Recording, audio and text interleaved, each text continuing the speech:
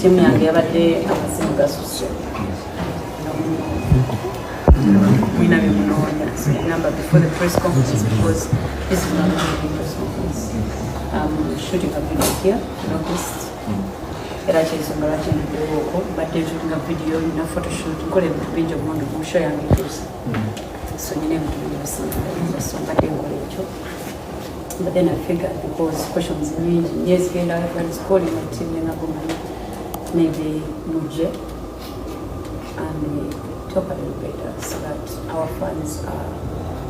not so confused. Tutugenda kulwawo ndoza tutukire ku bantu abanayagala tebasinga okwebuuza ekigenda mu industry essaawa zino tulaba wakoze your fest waliwo concert endala ebaddewo eya King Michael nga naye yagikola September 15 naawe aze ebbanga ng'agira out of the blue not surprise agirangidde ebbanga ki naye agamba agirangidde ebbanga ddene. The issue ya Mikayo. Yes. Agenda wajagamba gyalanga kakuba y'amasimu zibadde mu business for so long so kubira nakyo namwongerako nkoze shows nyingi nnyo ojjeko maiden shows nkoze shows nyingi era tewalira yakulidde kumukabulunga so siyinza okukwata nanga ate erinnya yange nemiteeka mu bifuyunga so nange nali na finalizing the creative. Like the thing about me, we have any timing you is that Michael's 15th. That's so never chingamba kasinata. Nali ngenda kutanga but what the meetings is for the show. Your office. Can you go official college? Victoria University. It's okay that yasokera ddala okubuukinga olunaku lwabwe baali bagenda tukolerako graduation and it flows every year bagenda ne graduation abakimanyi mukimanyi so ne bampita ndi ambassador ndi ambassador waabwe and when I went netuteesa ntwogera ku the graduation. We had beautiful ideas, but then nange nga nyina yolo festival ate nga nange nali plan nga giteekawo kulolo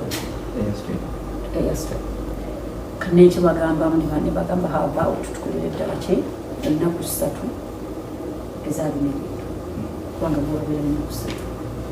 3 tulisookera ddala okola masterclass era egenda kubeerawo kulwokuna before tugenda ku show olina kubeerawo kulwokuna omwami ogwita Busi ajja mu Uganda inspirational speaker. They're business and get to know business. So Victoria University on Wednesday, on Thursday, again on Thursday masterclass. Friday for Europe. So my chat so okay. Europe festival to get a kugulaunga buchani. Sawa nga nyezo bumacha. Enonga graduation igina maso. Ngateneno. Ndongetambula Euro festival ndongetambula abemichomo abemizannyo Euro festival tebeeranga woko njagala create na kintu kipya naye njagenda so wetwakkiriziganya nayagala idea tugamba tukole masterclass Victoria University masterclass tumalojagala tukole graduation kumakyaka lwokutaano n'olunaku lwonna then nga bwetuyingira mu ki Euro festival. So, naye ne basooka babeera nga balina communicate n'abantu bangi those who come out of the country those kati ng'ate nange nekyesuukira mbaddeko ne mbadde mmaliriza nenziddewo tetwamala ofuna obudde date way before twagala kwekiteesa kati zetadde ate nga tutuuse okutandika okukola tumaze okukola gwangwa ate mpulira nti I didn't mind because the city mukavuyo nangamba manager wa Mediesa okimanyiko kubanga yali yakugamba nangamba badde mulabanga alanga naye ate nabulisi teyabuuka nakifo okumakinga sure kyendi mukukola conscious nze nganze omutima gwange kituufu because as I believe right is right, wrong is wrong. Nengenda ku cricket hall. bayisimu yemera n'omwami manija waawo namugamba waliwo ekibuzaabuza bizinesi yaffe nenjagala kujjawo njakujjakuki clarifying because manager wange agamba simbukire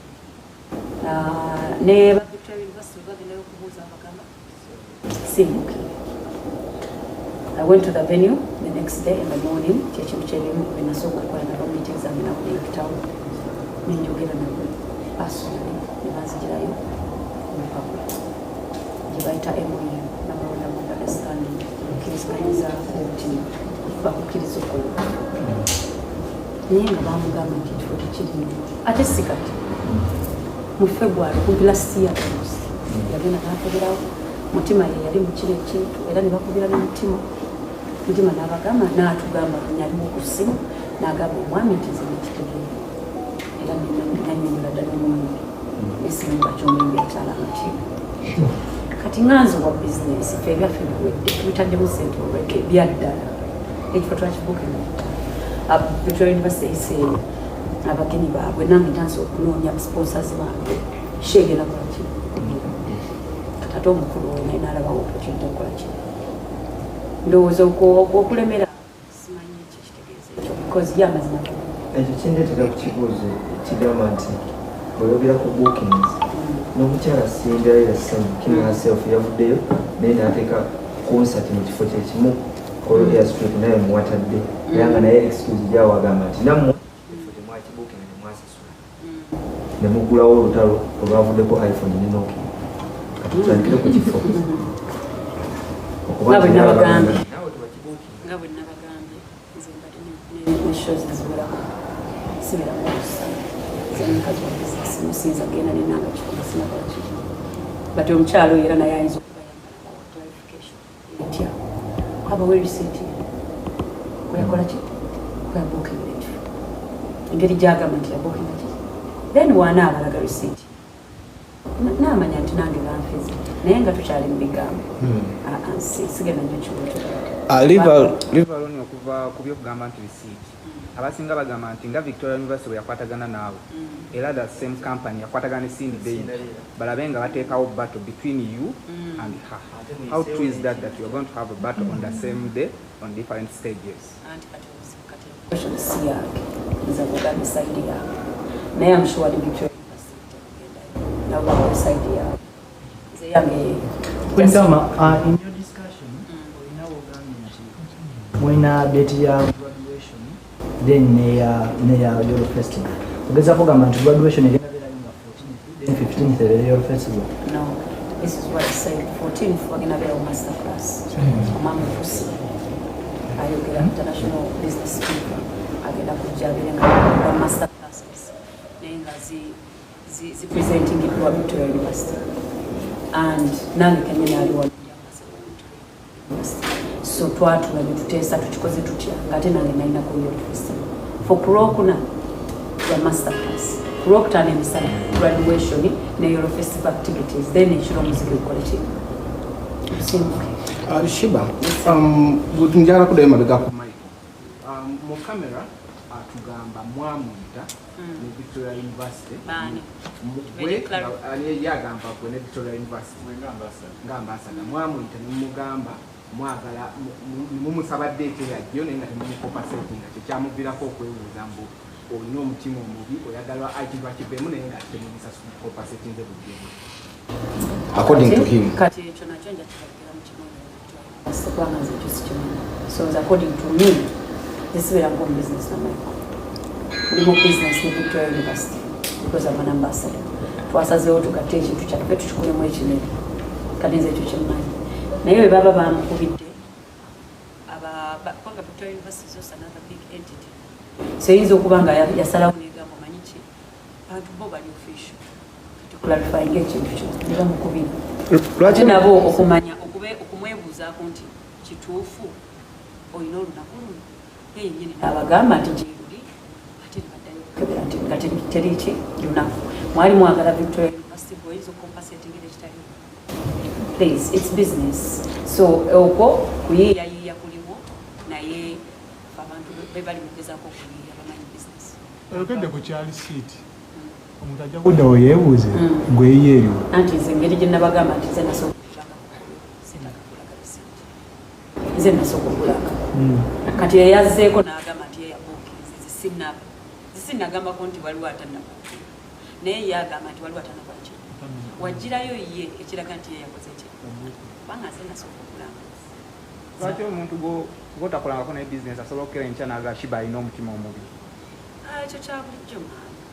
siriwoneezaako kuyigiriza abantu ngeri yakuyisa ekyo kyakuntubulamu kya bulijjo nti obeereyo nga tolina muntu kyomumanyiiko neweefuula mumanyi mulina neŋŋombo ezakakazi sikamanyi nesikaagala so kya bulijjo ekyo nawe kwenyini kyakimpuzisa waliwo omuntu atakwagala nga tetolina kiwamukola ate nawe otayagala talina kirabo ebiseera ebimu omwana byanfuna byomu bimuwuliza nga bwayagala so it is what it is. Watu wachokera ku bato osirikawo n'ogamba sijja kiwabudde ekyo obadde oyagala nti mpaki oyagala kyembagamba because kyekitambula mu mawulire buli omu kyamanyi anti nze ne mbagamba nze ndi ku kololo nga 15 ekya bato si kimanyi n'omulala n'agamba ali ku kololo nga 15 kati yajje kololo si munene taata kololo mutono anti tosobola kubeera na two events on the same anti day kirungi ffenna tulina abawagizi si buli kimu abasindi bajja kujja bagende wasindi waba agamba waali naye nze mmanyi nti weri mu 15 most of the people bagamba nti ekikusirisa ku battle lwakuba omutya you can't beat her on the same stage anti musuka people siyenze era singa babadde mwagala babanyonyi bikunzi bemwandibise ne mwapise mbanyonyi bikunzi Queen Kama you're a feminist feminist kale tugendera awo ate ngeri oli vice president mu federation mwoli oba bokulira one of the kanjuge mu Luganda ebimu ku mitendera gye muliko emiramwa gye muliko gyakubeera nga mu streamlininga entertainment lwaki tovuddeyo n'olekera abantu abalala as a good leader giving a good example n'obalekera kati okubeera leader nze nina kwefiiriza bizinesi yange genakera nenveewo ffe nenkola that is what will make me a good leader ekyo ekikufuula good leader gwokwefiiriza but it can be a good example and no I'm not here to give examples that do not make money sense or maturity sense or business sense kati ate nze ekedde nkunyonyodde tulina already business tukitaddemu ssente tutadde neki ne date waliwo atadde date naye nga tasasulangako kifu then waliwo akizeemu later ti ate nze sinnasasula mukwano kati ate nze oyagala nfuuke ki wembeera nasazeewo okubeera vice president obagambe nafuuse dduma nti yakwisimu no tukyali mu business yadde ndi vice president tukyali mu business yeemu naye omuzega vice president nyina ebintu ebinkwatako nange bibindu wange naye ate sigenda kulinyirirwa si ensonga lwaki bamba vice president kino kindeetera okulowooza nti is this indirectly a battle between women and the federation nze siri indirect siyinza kuba mu indirect battle lwaki mba mu indirect battle ku myaka 14 so are you in direct battle are you in direct battle bweba eriwo bwaba mmwe muwulya mwagala battle oyo mukyala awulira ajagala naye nze bwendi wali kulolo nga 10 ye waba ayagala battle ajje yeereete nze nalanga ekifo bwaba ayagala muwe ku stage kubanga obudde mwana buyiseemu stage gye ngenda omuwa yakala ajje ngimuzeeko stage yakala ekitegeeza yali yayitako so kati omuzzeeko ku stage mufulu owakabi ekyo gwokyogedde naye nga nze stage gye ngenda omuwa waba ayagala kujja ku kololo 15 kwa kololo 15 zendiwo so wagamba gyali that means ayagala muwe ku stage ya stage gye ngenda okumuwa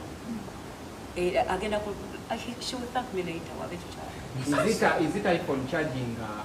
Nokia ani ngani achaji the battery life ogamba yagala muzza waggulu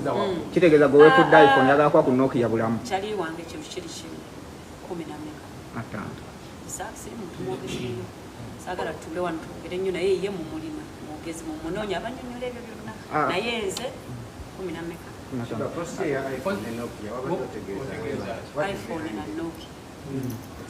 iPhone ne Nokia nze ndi iPhone sindi Nokia simanyi neze ndi iPhone 14 Pro yoga ye Nokia kipesa nga tuvuddeko awo katono still tugeddeko mu federation Linda Federation. Tukyali ku concert. Tutegeerera nnyo. iPhone 14. Lwaki gwolowooza oli iPhone 14 oli Nokia? Namwe mwennyini mubimanyi. Mubimanyi. Tono mubimanyi bwange. Abajja mu Yellow Festival. Mumanyi omuntu ali untalented but nga yakubye emyaka 10 plus. Soka ekyo kirowooze. Who is untalented? Omuntu wagamba nti oli untalented ate ng'okubye emyaka 10 omuto aba alina naye okwerowoozaako nti ye talent atikoze ng'ate ali untalented akubye emyaka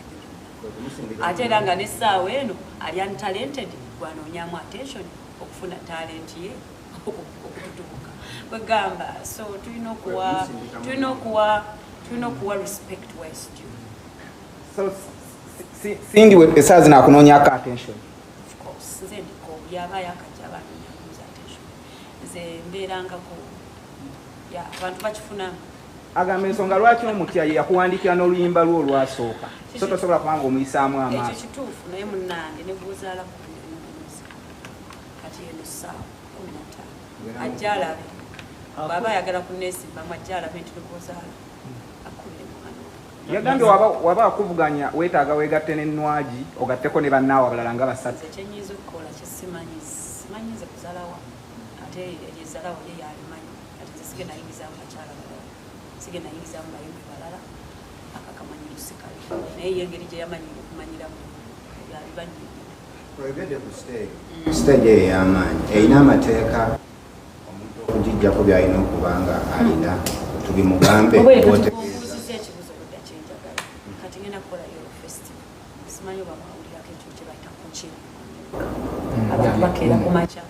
bambala bulungi n'engoye zaabwe ize nga bwondaba oba oyagala kwambala kitete kya red carpet gwomanyi oba oyagala kubeera ize mu t-shirt yo gwomanyi n'okeera ku makya n'ojja n'emikwano gyo oba muli bayimbi oba muli badoctors oba muli nemwenjoyinga okuva ku makya waliwo emipiira waliwo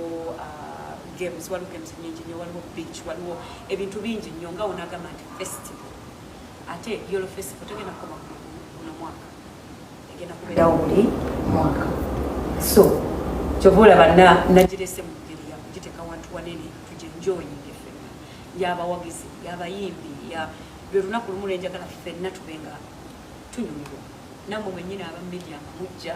nemukuba mwana kugweza mwe nemunyumirwa emisana yonna ate ekiro nemukwata kiro nemukola emirimu naye nga waliyo olunaku lumu lwetugamba nti ffenna tumitinga netukonga manyize kyenategedde nti tunaabeerangayo n'ebintu nga Yellow Festival ebitugatta nga ffenna tukola nga tekiri ku muyimbi nti eno era eno si Sheebah concert no Yellow Festival nga bonaagamba kambagambeyo ekyamangu mangu wano kyemumanyi nti nyegenyege nze kati nange nayeyizaayo Yellow Festival yange egenda okubeera nyegenyege yange buli mwaka egenda okubeera kokyera yange nti tucelebrate nga abayimbi ba Uganda tetugirina eyo show okuva misana tucelebrate nga music w'abayimbi ba Uganda paka kiro tucelebrate nga art tucelebrate nga creativity abaana badrawing abaana bazinyi bazinya abaana abayimbi bayimba abaana entertainment journalists abagala okwiga journalism nga namwe muli abakimanyi nga mu master classinga so ebintu ebituyamba okugenda maaso naye at the same time nga twemanya ate ne tubaako tetweyongera value for value basically so gwogambye okujja ku stage tunagambe ekyo kyalina okujja nakyo agire mu beach wear ye yetegereza agende nga yetegereza ngenda kuba nnanga theme engeri gyangoberera obulungi abeere ngenda kuba nnanga theme ajja kuba azimanyi A battle between Queen and King enaafaanana etya nga ogambye gwogenda kumuwaako ku masannyalaze g'omuzze waggulu owange oyo omukyalo omulaba nze mbadde faani okubanga ali mwana wa sente kitegeeza mukulumu si kitegeeza yatandika ekintu kino sinakola so ngenda muwa flowers ze zisobola okuzimuweeraawo ekkoloni ebintu byonna byatukoledde ffenna bajjeeyo nabayambye buli ayambye bangi naye nekirala awulira atya okuba ng'alwana ne beyala nakyo sekitegeeza ate experience is the best teacher ate lwaki mba nkukuba emyaka 10 non-stop experience erazeera agamba gwe emyaka 10 kyokozeemu kuzina buzinyi mazina kyosobola era byenkozeemu bingi naye byamanye byatannakola nga kiriwo ajja kibanyuma ajja kibanyuma okuzimba ate nammwe mubimanyi That brings me to a point wadu we batukira nga buli muntu yenna critique avaayo ajana pointing out okubeera anti tosobola live. How do you perceive that? Ate buli shows zenkola mwanza. Mbokola semi live. Ekyo mukimanyi ne juice nakola mwe mwasala okutegeera ekyo kati Uganda mwe mwasala utecho. Naye atoso otutereza. Ate era mmanyi lwaki. Munoonya kyemu kubako temukikola kiri. Mwayogera live nayo nenjikwata nenjikuba ku Serena wona kumeka naye kubanga yali nnungi nnyo ombuuza owulire taata bombuuza nakuba live biri ku Serena naye okumanya yali too much for you to even believe mwegamba nti Serena kati netegera ekintu kimu ekyo kyemwagala okunywererako kubanga temulina kirala kyakola kiri kyakunywererako omanyi okusikasika obusubi naye nga tekyalina kyokola ki kyosika kati ekyo nakyo nakibalekera kiringa ab'emyaka tolina myaka 3 bannange nakyo nakitegeera kiba kikujjukiza olina ebintu bingi nnyo byotanakola kujijjo nakyo nakibalekera so kyesaagala kuyingiramu nnyo is mind change kijja kuntwalira ebbanga ddene kubanga fenna gyetwetaaga mu Uganda we need a mindset change fenna endowooza yaffe eva mubeera mu kwekuba ne mulimu okutuwa flowers abantu actually abakubye kino ekintu nga tetulina help tetuvudde mu church tetulina naye mugamba ngu born talent taliyo mumulowooza born talent bameka abakiri. Why do you think there is a statement that says hard work beats talent where talent doesn't work hard? So nekira bameka abazaliwa ne talent kale katugendere kwaga amazima tumubera kyona asobola okuyimba ontasobola kuyimba mulowooza bakinze kantambule ku kyomwogera nze atasobola kuyimba badde consistent emyaka gino gyonna ate nsobera ekwagala gwe lwaki tebwegwa okitegeera kyali wange nawe weegweko weeyagala kyendi mu kugamba toyinza kunjagala kusinga muneeyagala so toyinza kubanga nze nave waffe ku myaka 14 gwe noŋŋamba gwe nsobera ekwagala ongwako kati ngambeera munyonyi wangi tewangwako nga ndi ku street zeekazeebwayise. So tubeere steady nnyo tuleme kujjawo credit y'abantu bweswera ekwagala ekoze etyo naawe weeyagala. So this is the thing, Ugandans need a mindset change. Mulina okutandika okuwa credit where it's due. Awo abaana bamwe bagenda okufuna role models abatuufu tuve mu kwekuba ng'onaayimba atayimba mu nnyimba zange zenyimbye 98+ hit songs koziyimbye abo abawagizi bange bazenjoyinze batya muli mu ddoboozi liwo bagamba mulekerawo okusikasika ebisubi. Success is what you life is what you make it. Buli omu alina born talent ye ate eri different nnyo tuyinza okuba nga ffenna tuyimba naye nga ze nnyina twist yange endala y'ensonga gwe mu kuyimbako kwonna ozikuba nate tolina hit 2 naye mu butayimba kwange kwonna nzikuba nyina hits esukka mu 6. So tubeewa tukyuse mindset. So hits 9 zinasobola okubisanya ne hits 2 Uganda wange ate nawe wennyini okyeze oyo math yeetaaga okubuuza oyagala nkukole ki omugambi ayagala ajje ku stage mitendera ki gyalina okugoberera okujja ku stage yejjasajja abagambe mbwayagala nze wangambira nti nnyabo Sheebah njagala performinga ku Euro Festival nze ndi feminist nga mwana bagambe nze ndiwo wagira bakazi maani nga muza ku stage kubanga alabika anoonya kujja ku stage. Olowoozaamu konti singi yakukwatibwako obujja olwokuba okubya hits nyingi okusinga ezize? Simanyi kubanga sirina bujja so simanyi bati abantu bagulira siiza nemuza naye nga nakyo kisoboka buli kimu kisoboka. So the thing is obujja nabwo tebwetaagisa kubanga nze kyendowooza omukyalo oyo ekizibu kyalina kiri kino era kyenjagala agende yeeyaamu yeye nyini waliwo akatabo bakayita talent overrated agenda akasoma kitegeera kajja